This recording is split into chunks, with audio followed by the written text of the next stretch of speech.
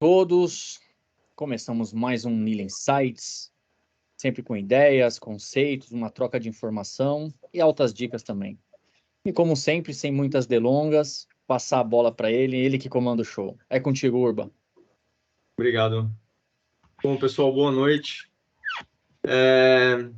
Eu trouxe uns temas diferentes aqui hoje, que eu não aguento, não sei vocês, mas eu não aguentava mais falar de renda fixa americana. Então vamos falar de renda fixa americana, né? Não, brincadeira. Depois no final aqui da apresentação eu tenho um materialzinho diferente. Eu li um relatório, um pouco antigo já, do ano passado, mas acho que traz uns insights legais, principalmente para a gente que está no front com o cliente aí, é interessante. Mas vamos lá. Então, semana passada, a narrativa tá se repetindo aí, né? Nada muito novo. A gente tem visto valores recordes das treasuries americanas, principalmente as de 10 anos, pelo menos são as mais noticiadas. Essa manhã bateu um nível emocional aí, né? Um nível psicológico de 5%. E a semana passada foi basicamente a mesma narrativa, os mesmos temas. Então, existem fatores cíclicos e estruturais aí, coisa que a gente já discutiu bastante também nos últimos encontros. Mas hoje eu quero mostrar não uma nova perspectiva, porque a gente também comenta isso, mas dar mais ênfase para a ótica Brasil, né? Então, esse aumento de taxa de juros, ele tem puxado alguns movimentos aqui no Brasil que tem descolado dos fundamentos, mostrando como o mercado é relativo, tá? E puxa o gancho para o tema mais para o final da apresentação, que eu vou retornar isso numa ótica mais asset allocation. Então, a gente viu aí uma constante queda das expectativas de inflação, desculpa, de inflação não, de Selic, né, via Focus, via mercado, o que seja. Então, a gente viu desde das primeiras comunicações de começo de corte de juros e, de fato, né, o corte efetivo, que as expectativas para final de ciclo elas estavam se concentrando aí abaixo de 10. E agora, por conta desse novo patamar de juros americanos, a gente volta a enxergar um DI uma Selic taxa terminal acima de 10, 10,5, a dependendo aí do vértice até 11%. E aí acho que fica bem claro, né, esse gráfico. Aqui a gente está vendo taxa de juros real de 10 anos. A gente acaba usando os 10 anos porque é um vértice que é bastante líquido, ele influencia muito da economia real, né? São as taxas que a gente usa para valuation, por exemplo, desconto de fluxo de caixa. Então, acho que o 10 anos é um vencimento justo para a gente analisar. E aí a gente viu, né? Tinha que ser o Chaves aqui que, pô, estávamos numa tendência boa de queda, né? Isso aqui muito risco Brasil, muito risco fiscal aqui, eleição, mas a gente engatou uma tendência de queda de fechamento de juro real. Lembrando, isso aqui é o juro real de 10 anos, e aí o eixo do tempo aqui, né? O eixo de prazos seriam as taxas de 10 anos naquela data. Então a gente viu que estava se comportando mais ou menos aqui entre 6, 6,5, e aí a partir do começo desse ano a gente engatou essa queda, tirando bastante o prêmio da taxa de juros, né, real. Mas quando os Estados Unidos começou a subir, a gente acabou virando passageiro da agonia e subindo junto. Então, níveis que a gente estava vendo só, ainda não está, obviamente, nos picos, né? Mas voltou bastante. E eu não lembro se eu trouxe, talvez sim, que isso também é oportunidade de alocação, acho que está nos próximos slides. Aqui, de novo, né? Então, agora mais isoladamente nós, aqui no Brasil, taxa de juros real de 10 anos. O que é a média histórica? A gente está mais ou menos nesse desvio padrão aqui, um desvio padrão da média histórica. Na casa dos 6%. Lembrando que aqui é taxa de juros medida pela NTNB, tá? Não tem spread de crédito aqui. Spread de crédito eu trouxe aqui nesse outro gráfico. Então, por exemplo, isso aqui é uma taxa da NTNB. Se a gente quiser, na média, saber como está se comportando a taxa de uma debênture, né, dos créditos privados, a gente tem que embutir esse spread de crédito. Ele vem corrigindo, tá? Teve o pico lá no começo do ano, com a quebradeira de Americanas, Light, e, enfim, enfileiraram aí uma crise de crédito. Já conversamos bastante também, não contaminou o mercado como um todo, né? Foi algo pontual mesmo, principalmente Americanas, bastante indício de fraude aí. E aí esse spread de crédito veio corrigindo, mas ainda assim bem acima dos lows, né, que a gente viu nesses últimos 2, 3 anos. Então, a abertura de taxa real, mais esse spread de crédito ainda acima da média, isso é bastante oportunidade de entrada de papel, né, onde a gente tem aproveitado bastante também. Não achei que fôssemos voltar para esse patamar, mas ótimo, né? Se tiver capital novo aí para alocação, é onde a gente está aproveitando.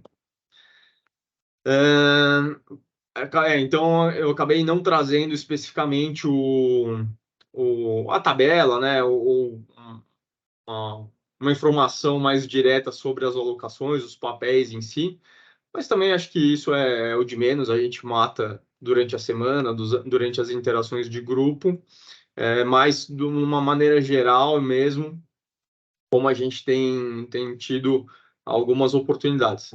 Não, aqui eu só falei de taxa real, mas a taxa pré é um movimento mais ou menos análogo aí, a taxa real até mais, mas a pré abriu bastante também, então alocações em pré, alocações em PCA mais tem sido nossa preferência. Para vocês verem como esses movimentos táticos, eles de fato são mais dinâmicos. Não faz muito tempo, algumas interações que a gente fez aqui, eu estava batendo na tecla que, pô, pré já não tinha mais prêmio, já não adiantava mais, a gente estava dando ênfase mais para pós-fixado, né, pós-fixado gordo, mas o mercado muda, né, quando o mercado muda, a gente muda de opinião, e aí agora, na recente abertura de DIs, estamos vendo algumas oportunidades na pré. Também nas emissões primárias, tá? Então, a emissão primária está vindo com um ágio interessante. Para quem tiver capital para alocar aí, faz sentido.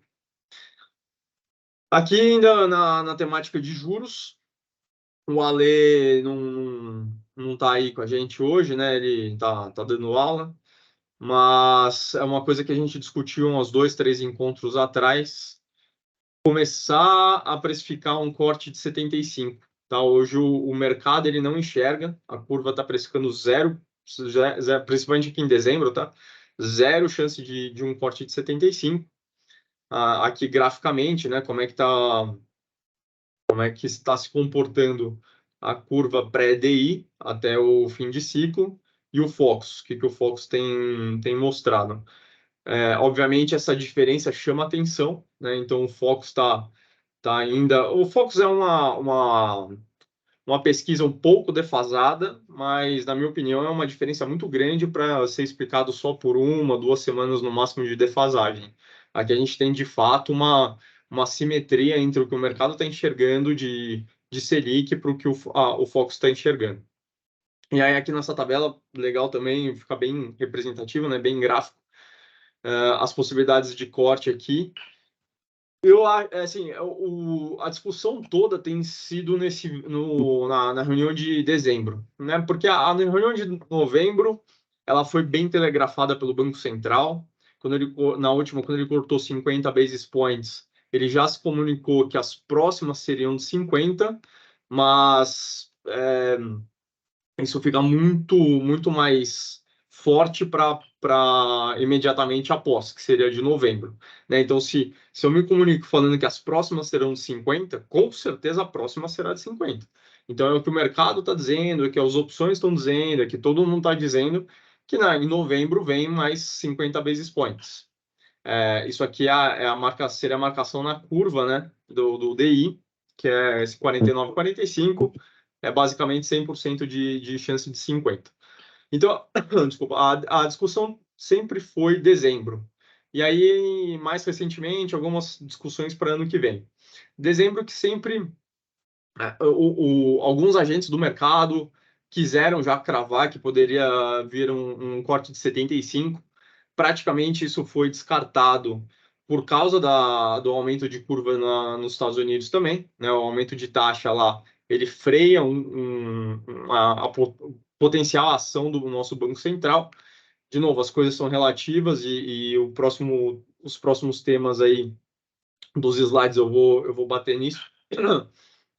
Mas também do mesmo jeito que ele estava exagerando para 75, para mim está exagerando para 25. A última, se eu não me engano, a última ata do Copom, ou algum comentário aí que fizeram, né, algum membro do BC que fizeram, eles foram bem enfáticos de que a régua é alta, tanto para aumentar acelerar os cortes, né, quanto para diminuir o ritmo. Então tem que acontecer muita coisa para o Banco Central considerar o 75 ou considerar o 25. Mas enfim, o mercado gosta de especular, estão colocando algum prêmio aí de corte de 25 para dezembro. Eu, particularmente, assim, o que eu tenho achado, tá? Eu sempre fiz coro para esses cortes de 50. Se o Banco Central se comunica, e ele tem se comunicado muito bem, isso é um mérito do nosso Banco Central, como eu já destaquei aqui algumas vezes, ele se comunica bem, e se ele falou que ele vai cortar 50 nas próximas, é porque é 50. Tem que, como ele disse mesmo, a régua é muito alta para ele rever esse ritmo. Porém, eu não acho, eu começo a achar que não é loucura o Banco Central não fazer de uma vez só. Porque vocês estão vendo aqui, né? Por essa tabela, e é o que mostra também o mercado e o Focus, são cortes contínuos, até o momento que ele para. Então, lá para setembro, né? Ou até agosto, se a gente for mais rigoroso. Então, o último movimento dele, o último corte, seria para junho. Então, passaria os primeiros semestres do ano que vem cortando. E aí, para deixar, né? Ver como é que o mercado se comporta, mas seria a nossa Selic terminal. Eu não, retomando o que eu ia comentar, né? Eu não acho absurdo ele não fazer isso de uma vez.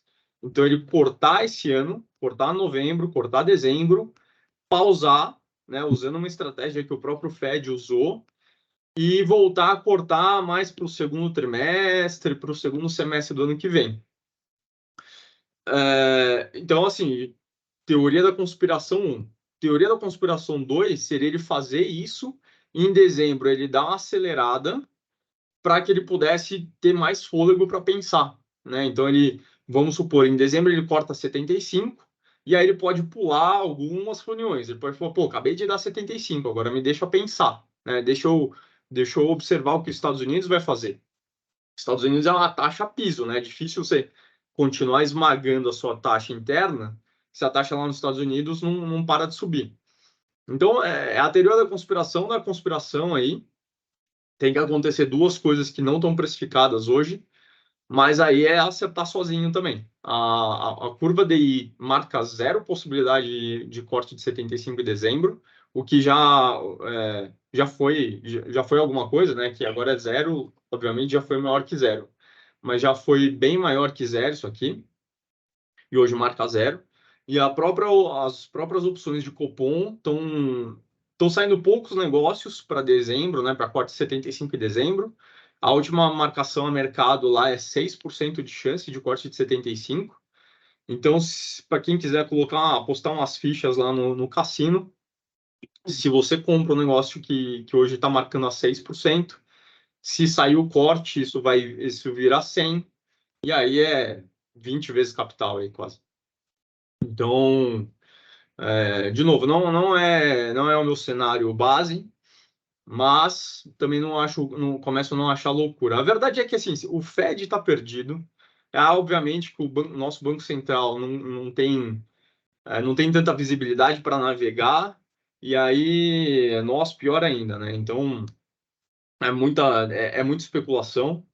Por enquanto eu não estou fazendo nada, mas se der certo eu vou falar que eu fiz. Alguma dúvida em relação a essas temáticas aí, taxa de juros e tudo mais? Fazer um complemento aí, primeiramente, boa noite, desculpem o atraso, pessoal. O Ale tá aí. Cheguei. A gente vai ter nessa semana, né, o IPCA 15, e eu acho que, a depender disso, esse corte de 0,75 pode voltar a ter um prêmio um pouquinho maior, né, se vier abaixo das expectativas aí. Eu não consegui dar uma olhada no Boletim Focus hoje, não sei se você comentou sobre ele hoje cedo também, para ver se teve alguma expectativa melhor, né, algum arrefecimento sobre isso. Mas o IPCA 15 na quinta-feira, perdão, vai ser bem importante. E as treasuries de 10 anos hoje deram uma sinalização interessante aí para o mercado também, né? Caíram 1,34.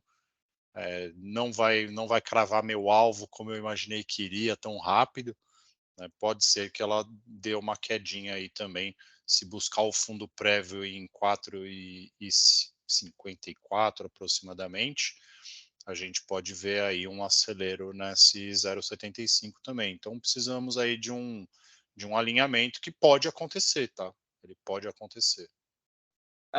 É isso. Não é loucura pensar nesses cenários. Eles podem acontecer, eles são independentes, tá? Eles não precisam acontecer juntos. Isso Exato. do Banco Central cortar até dezembro, pausar e voltar a cortar mais para o segundo semestre do ano que vem. E ele pode continuar cortando até, né, de forma contínua, e mesmo assim em dezembro dá os 75. Você comentou o rally de Natal, né? E ajudar bastante também, ajudar o rally de Natal. principalmente nos Estados Unidos. Você comentou do Fox, Ale, acho que inflação para final do ano é 4,65, se eu não me engano. Mas depois a gente confirma. Boa. Beleza? É isso? Tá. Então, o que eu queria trazer é uma temática diferente, tá? Para a gente também mudar um pouco só de falar do mercado. Porém, ele está totalmente relacionado a essa temática aí de taxa de juros americana e como isso afeta o resto do mundo, né? A gente já falou algumas vezes aqui que taxa de juros americana é o único ativo que existe mesmo, o resto é tudo uma derivada dele. Antes de entrar especificamente nesse tema, então esse aqui é um material que eu tirei de uma casa de wealth, e eles passam aí um relatório, né, uma ótica sobre asset allocation e asset mix e por aí vai. Então, isso aqui eu acho legal, tá? Não é uma regra que se aplica a tudo. Eu acho que tem muita interpretação também, né? Tem uma adaptação do próprio estilo, mas esse é o almanac, né, de asset mix. Então, como a gente, quais são os direcionais para que a gente monte um mix de carteira, sendo o prazo que eles chamam de situação financeira, lembrando que isso é uma ótica de wealth management mesmo, né? Então a gente está falando de um contexto maior, não só o portfólio management, né? É um contexto patrimonial. Então, a depender da sua situação financeira e de sua tolerância ao risco. E aí é um portfólio menos conservador, mais conservador. E aí os itens, né, os termos para que a gente chegue nessas duas pontas. Então, objetivos de curto prazo, objetivos de longo prazo, uma reserva de emergência bem feita, pouco endividamento, pouca alavancagem. Na verdade, aqui não é muita alavancagem, aqui é o contrário. E, enfim, então isso aqui é o almanac da montagem de asset mix. Não é novidade para muita gente aqui que está vendo, mas eu acho legal, às vezes, a gente relembrar os fundamentos, né? E trazer coisas aqui para nivelar o conhecimento. Aqui começa a ficar mais interessante, então, segundo essa casa, é como eles dividem os portfólios, tá? Então, indo do mais conservador possível para o mais agressivo possível, onde tem 70%. Aqui também é uma ótica de uma casa de wealth americana, tá? Então, quando ele fala ações domésticas, 70% de ações domésticas, ações americanas, 30% o resto do mundo.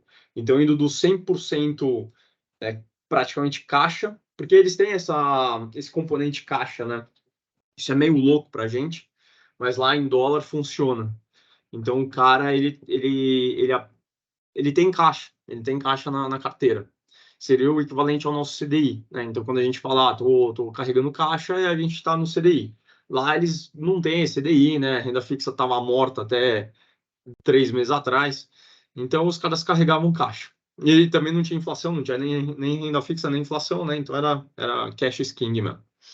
E, então, assim, aqui do portfólio 100% caixa para o 100% ações, passando pelas nuances.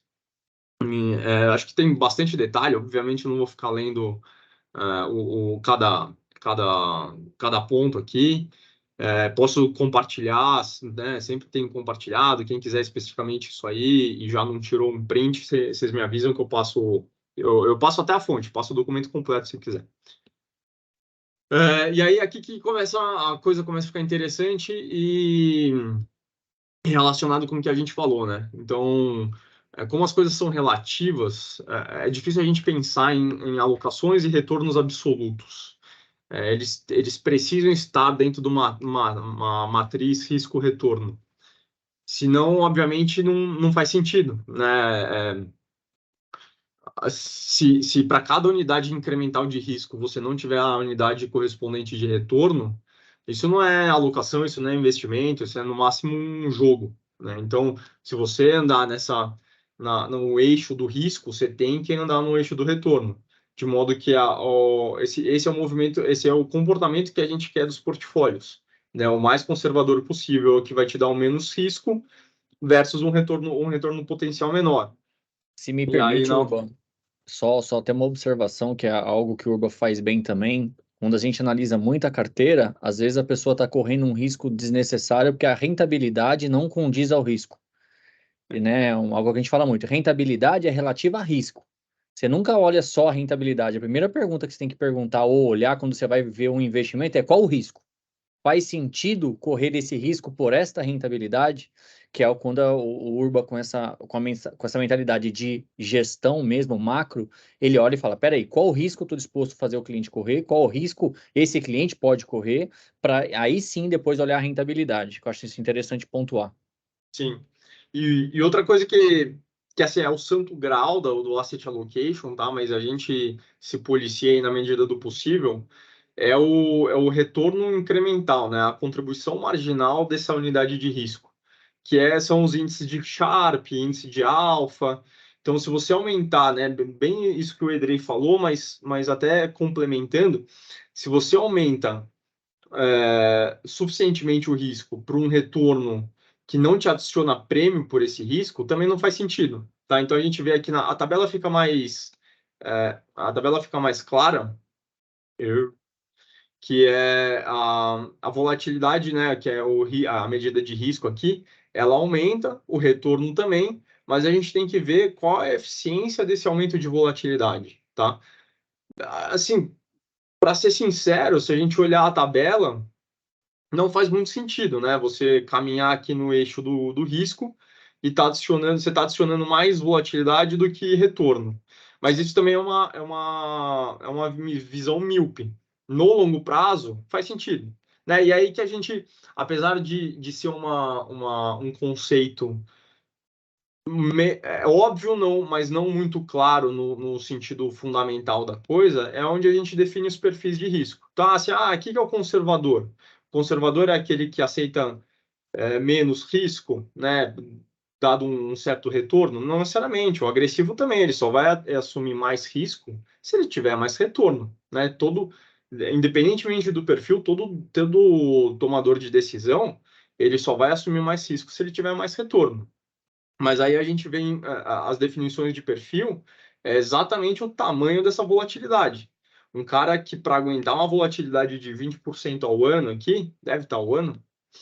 Acho que é tudo base anual. Para o cara aguentar uma volatilidade de 20% ao ano, ele tem que ter estômago, e para isso ele tem que ser agressivo, para isso ele tem que pensar no longo prazo, para isso ele tem que entender se for qualquer coisa diferente disso, é melhor caminhar com ele aqui para uma volatilidade menor, né? Onde ele vai experimentar um retorno potencial menor, mas a unidade de risco tá mais alinhada aí com os objetivos dele.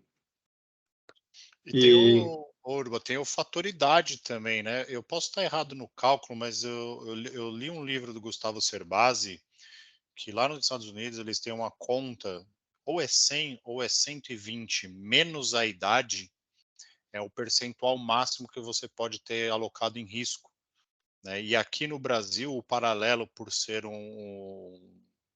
terceiro mundo teórico, né? A conta ela é 80 menos a nossa idade. Então, se eu tenho 40 anos, eu posso ter no máximo 40% tomado para o risco. Se for é, nos Estados Unidos, eu posso ter até 60%, porque se der algum enrosco no meio do caminho, você ainda tem mais tempo de vida para recuperar esse patrimônio, né? sim. Eu acho que assim, tem aqueles planos de 401k, né? Se eu não me engano, são os fundos de pensão lá. Aí tem aqueles portfólios 60-40. Acho que essas regras são legais para te dar um norte. Mas tem que tomar cuidado também com essas verdades absolutas, porque foi o que aconteceu em 2008, né? Tinha muito velhinho para se aposentar lá, que ainda estava carregando ação, e as ações derreteram e os caras, por causa de 5 anos lá para aposentadoria, virou patrimônio minguar. Mas eu gosto. Eu vou até passar uma também, então não posso falar mal ainda. Mas enfim, é uma boa perspectiva, assim, Ale. Isso aqui, para quem já estudou, né? Por acaso, o meu professor dessa matéria está aí. Parece muito a fronteira eficiente de Markowitz, né? E não só parece, como é mesmo. Onde a gente tem um ponto ótimo aqui que otimiza o risco, o retorno versus o risco. Percebam que o risco ele aumenta muito mais do que o retorno, então um ponto que ele inverte. Aqui é praticamente 0-0 nessas duas. Então é mais ou menos esse miolo que a gente quer. Também não adianta ser um kamikaze aqui, porque parece bonito querer ganhar mais, mas essa volatilidade aqui pode representar uma perda definitiva do capital, né? Aqui mudando um pouco de assunto, mas acho que também é interessante. A gente tem essa noção, né? De novo, nossos profissionais, mas o passivo, o cliente, ele não é, nem sempre ele é tão paciente, ou ele entende, ou ele estava preparado para isso. Mas é fato que o market timing prejudica a performance. Então, o market timing significa que o cara quer acertar, ou não só quer acertar, mas ele se assusta com alguns movimentos e aí ele resgata antes do planejado, né? Então, por exemplo, agora a gente estava numa tendência legal, aí a curva de juros inverte, começa a subir, a bolsa cai, o cara não aguenta, estopa e pede o resgate. Pô, se não estava dentro do planejamento isso, é o que a gente chama de market time, né? Então, aqui o gráfico mostra, fica bem visível um cara que colocou 10 mil, tá? Aqui quais são as premissas aqui? Então, aporte de 10 mil no S&P em janeiro de 1980 até 2022. Então, o cara que colocou 10 mil e não fez nada, esqueceu, viajou para Marte, ele no final do período ele tem 1.200.000 dólares, arredondando aí 200 mil dólares. Um cara que quis fazer market timing e por causa disso ele perdeu os 5 melhores dias da bolsa do S&P, já uma redução drástica. E assim vai até o cara que realmente esse seria o exemplo que ele não estava preparado para a bolsa e qualquer coisa ele já quer resgatar. E aí, às vezes, os melhores dias são precedidos né, seriam após os dias ruins, e aí ele acaba perdendo esses dias bons, e o investimento inicial dele de 10 mil chega só a 90 mil dólares em março de 22, tá? Então, isso deixa bem claro como o planejamento é importante, se bem feito, óbvio, né? Aqui está usando um exemplo clássico de risco de mercado, onde ele deixou lá no S&P. É verdade que o S&P observou anos maravilhosos depois da crise de 2008, né? Em 2010 para frente, ele engatou uma sequência grande. Se a gente olhar esse gráfico, década de 90, começo dos anos 2000, o S&P não foi tão generoso assim, mas depois da grande...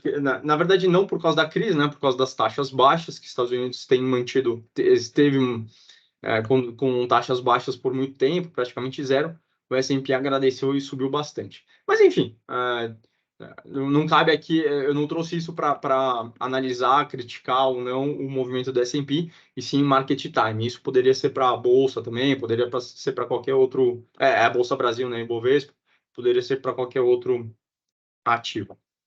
E aí, aqui, como eu disse, é a hora de trazer a minha receita. Então, assim, tudo que a gente falou, ele tem um princípio lá em Markowitz, né, no modelo de precificação do CAPM, que eu gosto da literatura que divide as carteiras dessa maneira, né? Então, se o mercado é relativo, ele é baseado nessa composição de preço, né? Então, o que o CAPM fala? Que o preço do investimento, né, potencialmente o retorno aqui, o alfa dele, é a taxa livre de risco, mais o beta, que seria a inclinação da curva do próprio o risco sistêmico, né, seria a covariância do ativo versus o mercado, que multiplica esse excesso de retorno de mercado menos a taxa livre de risco. Tá? Então, independentemente da fórmula aqui, não quero ficar passando especificidades da fórmula, eu acho que é uma maneira legal, pelo menos eu gosto de pensar na composição, né, no que o retorno de um ativo individual, ou até extrapolando um pouco o exercício da carteira, ele é formado por esses componentes. Então, para quem acompanha o trabalho faz tempo, sabe que eu gosto de pensar e construir uma carteira dessa maneira, né? Onde a gente vai ter um componente yield, que seria aqui o equivalente à taxa de juros, né? Renda fixa. Na verdade, assim, eu até vou aproveitar que estamos entre pessoas ilustradas. Esse yield, a gente tem a tendência de pensar que é taxa de juros, renda fixa. Mas ele é qualquer taxa, qualquer componente, qualquer juros. Pode ser dividend yield também, pode ser um aluguel, né? Seriam os dividendos, pode ser um aluguel de um FII, de um fundo imobiliário. Então, qualquer coisa que te dê composição de capital, né? Que ele remunere o seu capital. Então, isso vai de 40% a 70% da carteira. Lógico, dependendo do perfil, dependendo do momento, do plano estratégico, do plano tático, mas de 40% a 70% aqui em yield. De 15% a 50% seria o beta, e aí eu coloco entre parênteses smart beta, porque eu prefiro. Então, beta seria o risco de mercado. É um jeito fácil de pensar, é o próprio Ibovespa. Então, eu não vou inventar moda, eu vou ficar junto com o mercado. Se o Ibovespa subir, maravilha. Se cair, tá todo um risco. Tá? Então, de 15% a 55% da carteira seria beta. O Smart Beta é uma recomposição do beta. Acho que a gente já conversou isso quando tivemos o nosso encontro sobre Factor Investing. Então, é pegar, assim, olhar para um indicador e repensar se ele faz sentido. Então, assim, o Ibovespa, que um índice ponderado pela capitalização e liquidez, faz sentido. Eu quero isso para minha carteira mesmo, eu quero ter as maiores, só por ter as maiores. Eu não posso montar um índice onde seja ponderado por lucratividade, por exemplo. Então, esse seria um smart beta. Mas de qualquer jeito, é uma exposição a mercado. Eu não tô tirando nenhuma assimetria, eu estou só ou seguindo exatamente o mercado ou mudando só algumas variáveis. E aqui o componente alfa seria de 5% a 15%. Necessariamente ele é menor porque ele é mais difícil, né? Não dá para achar que 50% da sua carteira vai ser alfa. Alfa seria a própria equação aqui do CAPM, né? O excesso de retorno de um ativo. E para achar alfa, você tem que enxergar o que ninguém está enxergando, e aí é muito difícil achar que você vai encontrar essa simetria o tempo todo, né? Que você é mais eficiente, mais esperto, que você tem mais dados do que o mercado como um todo e só você está enxergando aquilo. Acontece, a gente já tivemos vários exemplos aí mas é muito mais difícil de achar do que os outros componentes da carteira, né? Um yield fácil, todo dia. O beta, se você não fizer nenhuma grosseria, você está bem também.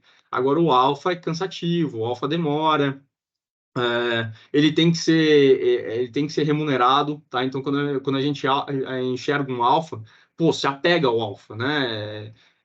Fica com aquele ativo. A gente brinca aqui, né, que todo encontro, toda semana eu acabava trazendo uma novidade aí, mas tem hora que acaba mesmo, porque é isso, é difícil você encontrar um mercado tão assimétrico que os alfas vão pipocando. Mas é isso, acho que acabou. Então, queria trazer um pouco dessa visão aí de asset allocation, de portfólio management, que acho que tem tudo a ver com o momento que a gente está vivendo, né? Se a taxa de juros americana, que é a mãe de todos os ativos, está segurando todo mundo, o mercado é relativo. Não existe o preço da ação, ele não existe absolutamente, não é o preço e ponto.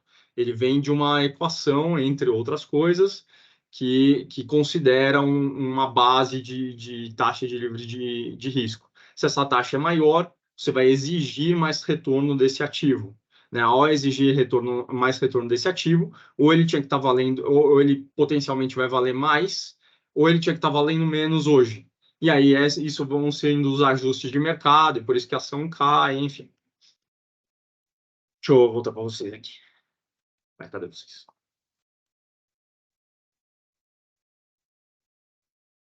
Beleza? Ver se tinha alguma. Ah, não. A Desirê Fox. É isso, pessoal. Alguma dúvida? Alguém que queira tirar alguma dúvida? Até em cima do que foi montado, né? Hoje teve um material bem. O Urbel foi bem feliz hoje nessa questão de mostrar como é que se compõe uma carteira, né? Será que quando a gente olha a nossa carteira tem esse viés? Ou quem às vezes, porque sabe, acontece muito, né? Tipo, o mercado tá indo para tal, vai correndo. É onde a gente tenta fazer fazer aquele acertar no momento, espera-se, né? Fazer aquele acerto no momento certo, perdoa a redundância, e aonde acaba tomando paulada. Montar uma carteira, às vezes, buscando encontrar algo no longo prazo, um viés, uma tese, que é onde a gente busca, né? Onde o Urba consegue montar, mais olhando o macro, e o Ale olhando essa forma mais pontual. Tem alguém pedindo Bitcoin aí, Ale, ó. Então, o que Tem alguém tira da esperançoso. sala aí, tira da sala. Pelo amor, quem que é? Pô, Quem que é? o Bitcoin tá me fazendo passar vergonha com vocês. Eu falei que era para baixo, ele chegou a É o cair quase Edu. 4% e pum, porrou o negócio para cima. Eu vou compartilhar a tela aqui, mas tem um porquê, tá? Do Bitcoin tá subindo.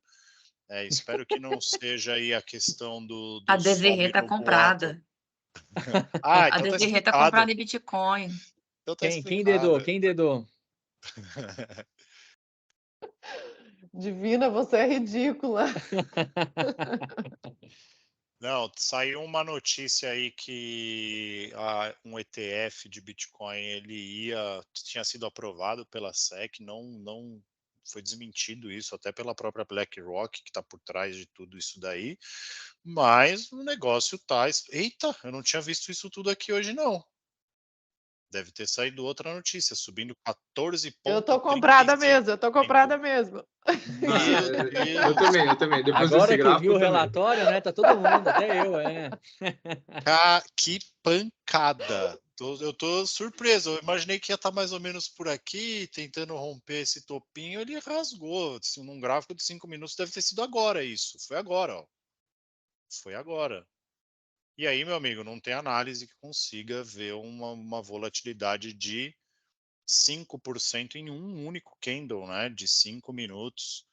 Um belo movimento aí para o Bitcoin. Deve ter alguma notícia. Eu não sou tão informado assim sobre as notícias do Bitcoin, mas bem interessante.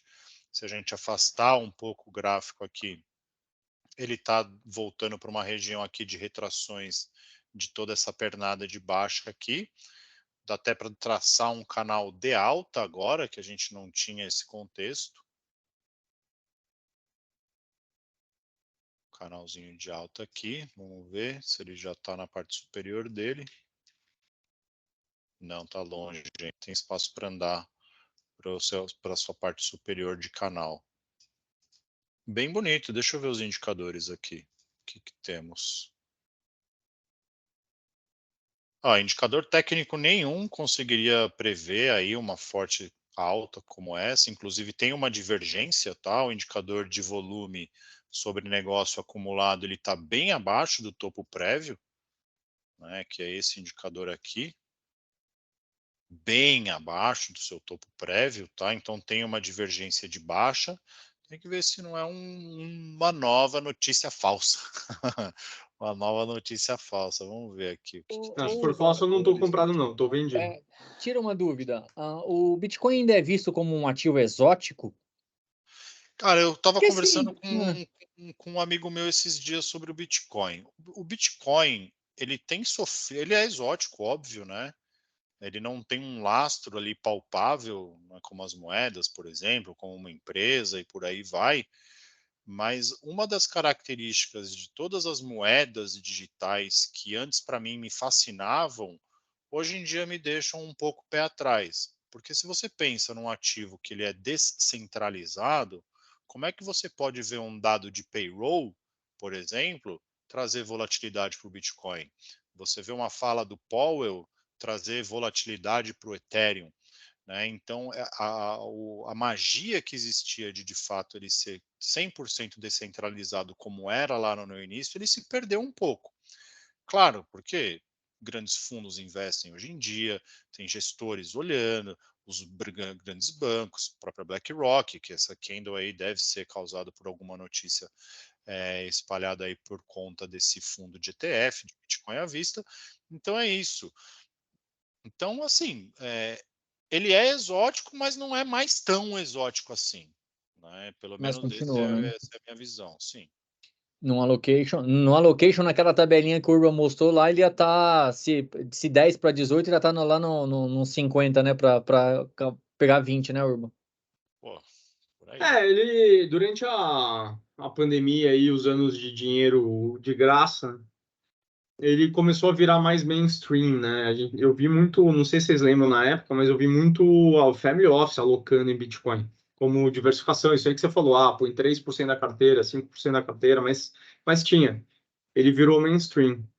Mas eu concordo com a Lê, ele se comporta como um ativo de risco normal, né? Mais um aí, inclusive com pouco lastro, com muito hiato de liquidez, né? Às vezes tem, às vezes não, e aí quando alguém raspa o mercado aí, faz esses estragos, de fato não tem se comportado como uma moeda.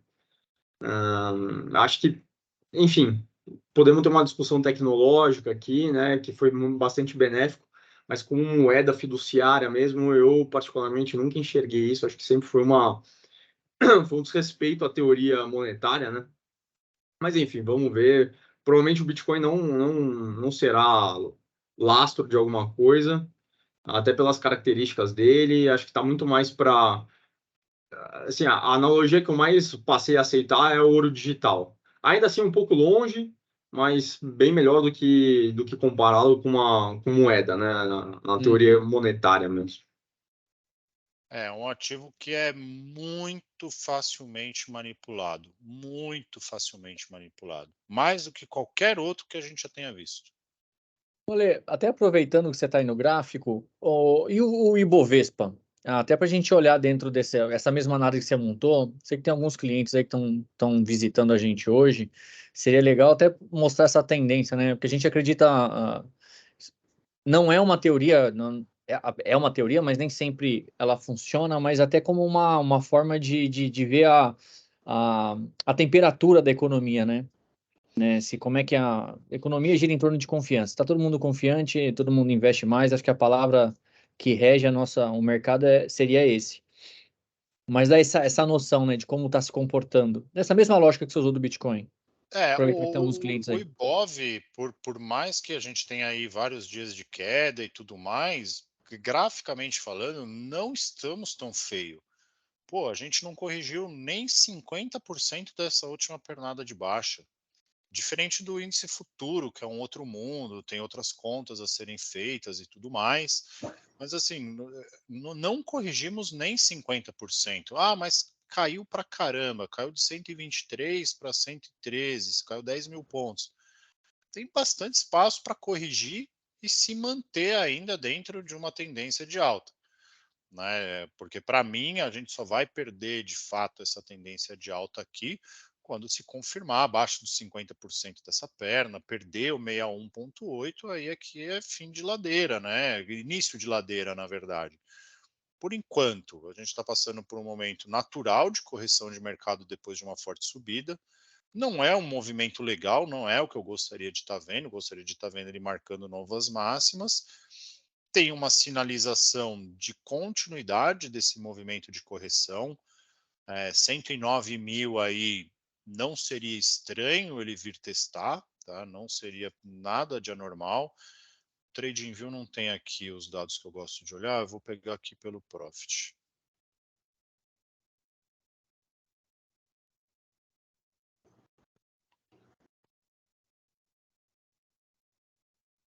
Um ponto legal, aproveitando enquanto o Ale está arrumando o vídeo, né? Tá fazendo dona de William Bonner quando falha o repórter ao vivo.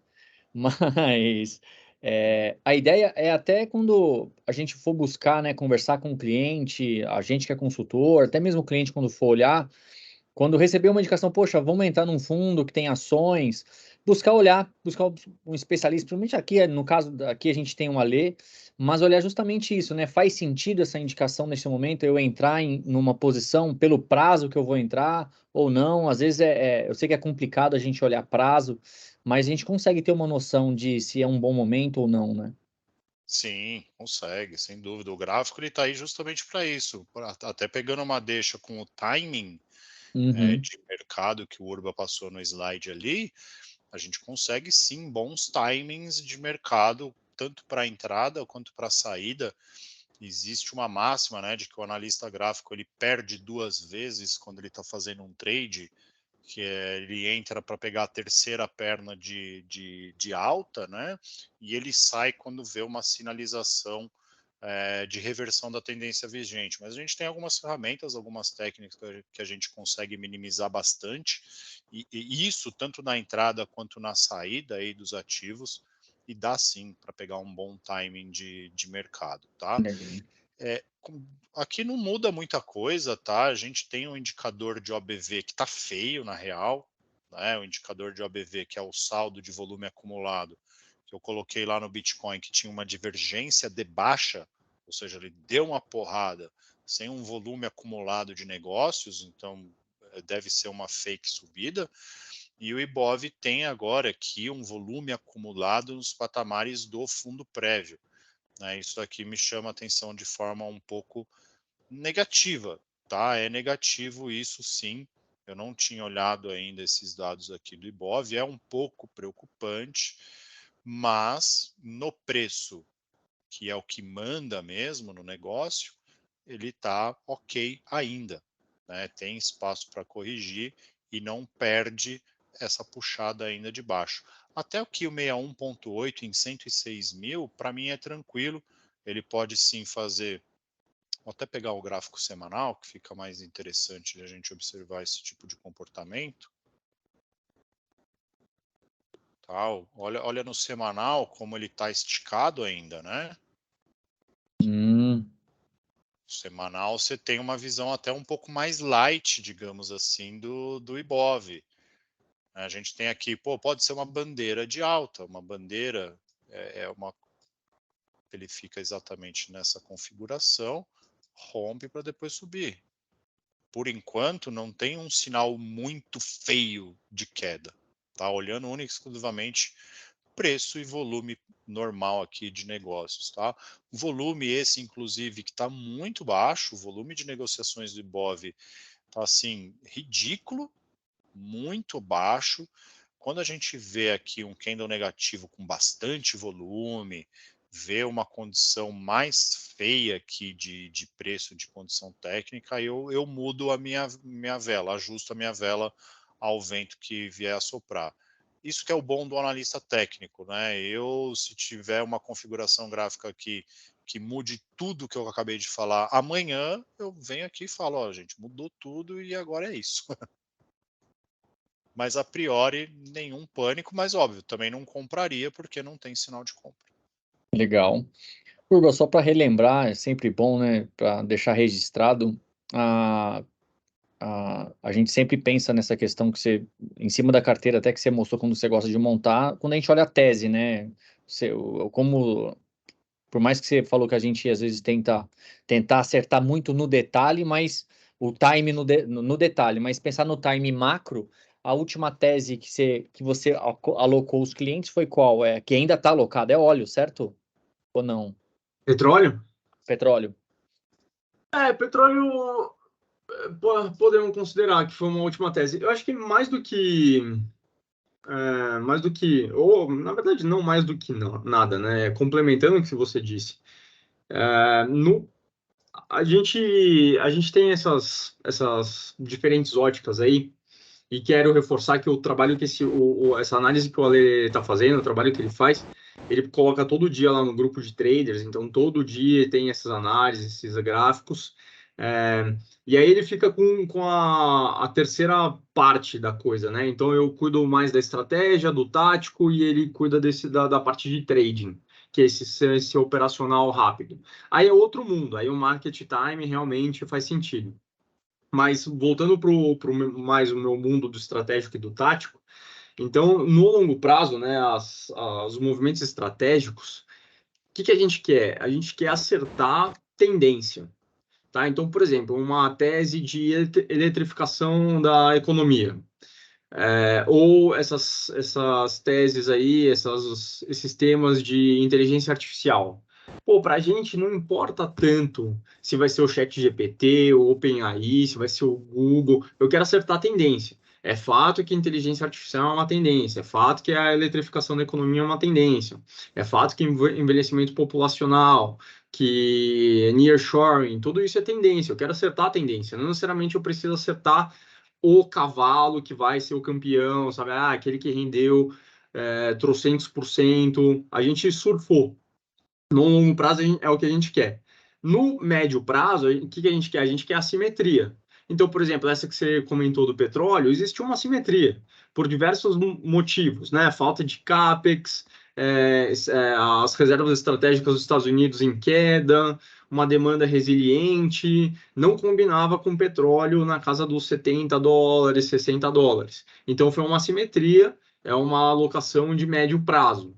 Eu não acho que o petróleo é uma posição estrutural que eu vou carregar por anos, porque de fato existe a tendência de eletrificação, de geração alternativa. Mas no médio prazo, sim, foi uma boa tese. Alguma outra que eu possa pensar agora? Acho que essas de semicondutores também.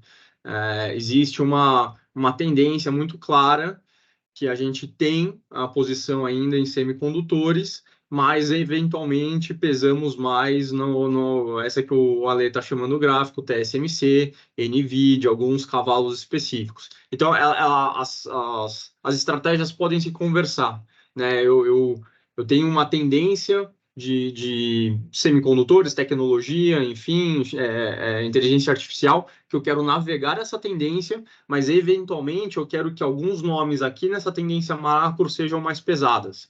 Então, numa alocação total de uma carteira, sei lá, que TSMC fosse 2%, eu não quero 2%, eu quero 10% dela. Então, eu peso no tático.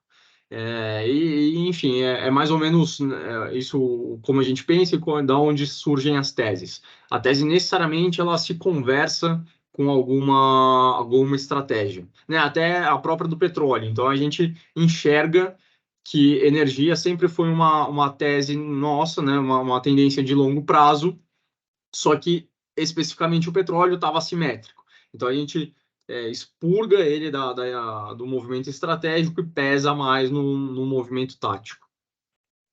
Não respondi sua pergunta, né? Mas eu nem lembro mais qual que era. Não, mas respondeu. Não, eu acho que a ideia era essa, né? Mostrar um pouco do que seria, né? Ter essa. A gente fala muito, né? O que é uma visão, uma gestão estratégica, olhando de forma mais macro, tática, do que uma alocação simples, né? Uma alocação mais pontual. Alguma dúvida, né? Algum case, alguém que está querendo. A gente tem bastante visitante hoje que às vezes teve alguma indicação, alguém falou, investe aqui, investe ali, mas a gente sempre olha para essa forma mais macro. Vou deixar um pouco aberto, caso queira alguém perguntar.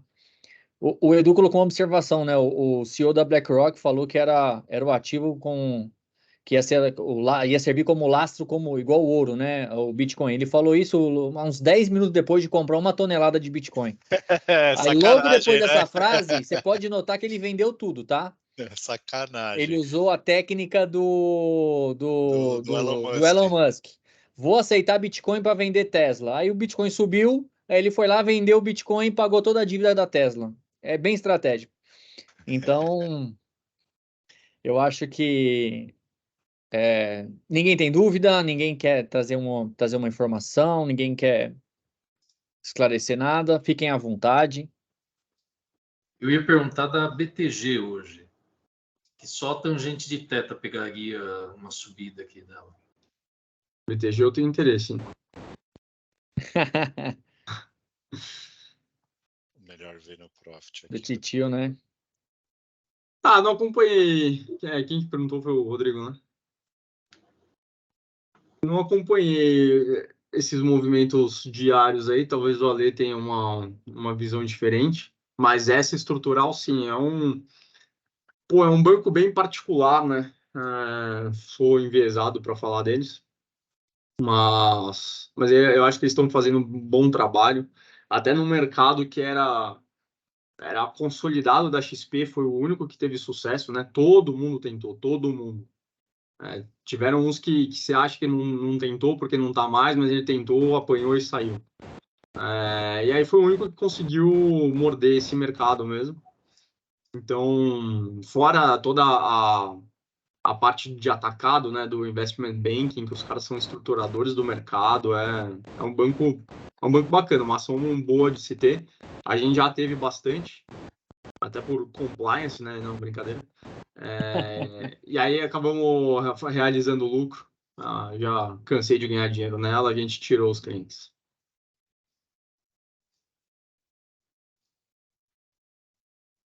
Você tá abrindo o BTG aí, Ale? Ué? Qual que é? Aqui, Isso tá na aí. tela. Ah, Se eu traçar um paralelo com o que eu acabei de falar do Ibov, né, o gráfico semanal aqui, natural, tá? Hoje subiu acho que 3,87%. Está numa tendência de alta ainda, essa tendência de alta ela não foi perdida. Tem uma mesma característica do Ibov de uma bandeira de alta, que é uma figura de continuação de alta. Né? Saiu de uma grande lateralização, olha quanto tempo o BPAC ficou dentro de um range amplo, bem amplo, né? E ele está conseguindo, tentando, né, na verdade, ficar acima. Volume muito bom aí projetado para essa semana. Esse daqui, azul claro, é o volume projetado. Está projetando um volume aí maior desde abril, que não tem um volume tão grande quanto esse. Precisa voltar a trabalhar acima desse topo para buscar um primeiro alvo, tá, dessa congestão toda, lá na casa dos 42,65. Né? Sempre que a gente tem aqui um movimento de range, né, uma lateralização, a gente espelha esse mesmo range para cima ou para baixo, a depender do lado que vai romper. Se ele cumprir o alvo de 100% do range, é 52 com 42,42, tá? Então, bem interessante, é um movimento semanal esse gráfico, tá? Colocar no diário agora. O semanal fica mais interessante porque a gente tira bastante ruído e quando a gente está falando de ação, a gente pensa num tempo maior, né? Então não faz tanto sentido ver o diário. É isso, né? Está trabalhando abaixo das médias curtas, com a média móvel de 200, que dá a sua tendência primária de alta, secundária praticamente lateral e terciária também aqui lateral brigando para se manter acima do topo prévio, tá? Perdão, do range do semanal. O volume do diário aí também bem interessante. tem um belo caminho para andar. OBV corrigindo junto com o preço, não perdeu o fundo, não tem nada muito sério acontecendo aqui com o volume acumulado. Por enquanto aí é só um respiro, né? Nada sobe reto e nada cai reto, exceto o Magalu. Tô brincando. A Oi gente. também, Tô brincando. Mas você quer ver cair reto, é só pedir pro Henrique investir. Ele não tá aí, né? Ô, louco, não fala assim. Mas, coitado do Henrique. Não, Eu a gente acho tem que que- lançar a alocação inverso, o Henrique Inverse. Tudo que ele fizer, a gente faz ao contrário. Pô, sacanagem, hein? Ah, ele tá aí, Urban. Queria agradecer a presença de todos. A gente está batendo 1 hora de reunião. Obrigado, como sempre. Fica o convite para a próxima. Toda segunda-feira a gente está aqui. De vez em quando a luz bate, o Urbo e o Ale puxam da cartola de análises uma boa e bela indicação que sempre dá um bom resultado. Isso não é sempre, tá? Não é todo dia, é só para quem fica até mais tarde. E assim, querem trazer dúvidas, às vezes trazer algo que às vezes alguém disse, ou quer tirar alguma dúvida de mercado. Política, nem tanto, a gente não fala tanto de política, mas a não ser que afete o dia, né? Mas a gente não dá A não opinião. ser que seja da Argentina, hein? Da Argentina pode cornetar. A Argentina a gente corneta, boa. Então, fiquem à vontade, toda segunda-feira, às 19 horas, nesse mesmo link, nessa mesmo horário, para a gente poder trocar essas informações e fica sempre o convite. Obrigado à presença de todos, um abraço, obrigado a Lê, obrigado Urba, por sempre trazer essas informações para a gente, e fica o convite até próxima segunda-feira. E eu vou encerrar a gravação. Valeu, pessoal. Valeu, boa noite.